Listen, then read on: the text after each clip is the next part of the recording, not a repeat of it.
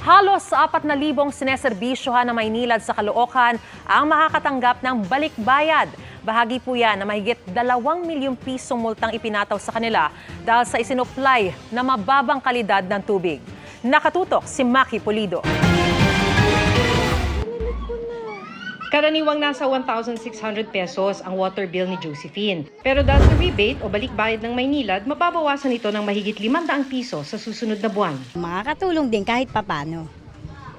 500 din yun eh. Mahirap kitain yung 500. Isa si Josephine sa halos 4,000 Maynilad customers sa Caloocan na makakatanggap ng rebate. Bahagi yan ng mahigit 2 milyong pisong multang ipinataw sa Maynilad ng MWSS Regulatory Office. Bumagsak kasi sa Philippine National Standard for Drinking Water ang isinupply nitong tubig gripo sa ilang bahagi ng Caloocan mula November 29 hanggang December 19, 2023. Batay yan sa random sampling sa area kung saan mataas sa standard ang total coliform level mula sa isang sampling site.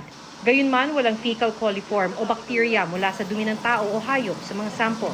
Ang total coliform nandyan ho lang sa kapaligiran natin, sa vegetation, nasa soil, and they are generally harmless. Basta negative po yung fecal coliform, your water is safe to drink.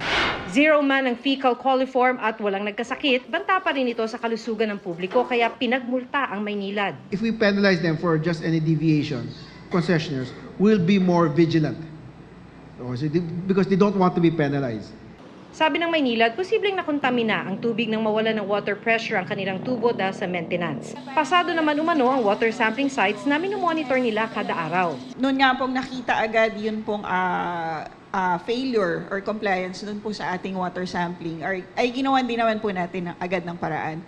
Sa public dialogue bukas, inaasahan namang rebate sa ilang customer ng Maynilad sa Imus, Cavite ang ia-announce ng MWSS RO. Ang tubig gripo naman doon lumabas na mababa sa normal ang chlorine level na siyang kumapatay ng bakterya. Sa kabila nito, tinitiyak ng MWSS RO na ligtas inumin ang tubig gripo ng mga water concessionaire. Para sa GMA Integrated News, Maki Pulido, Nakatutok, 24 Oras.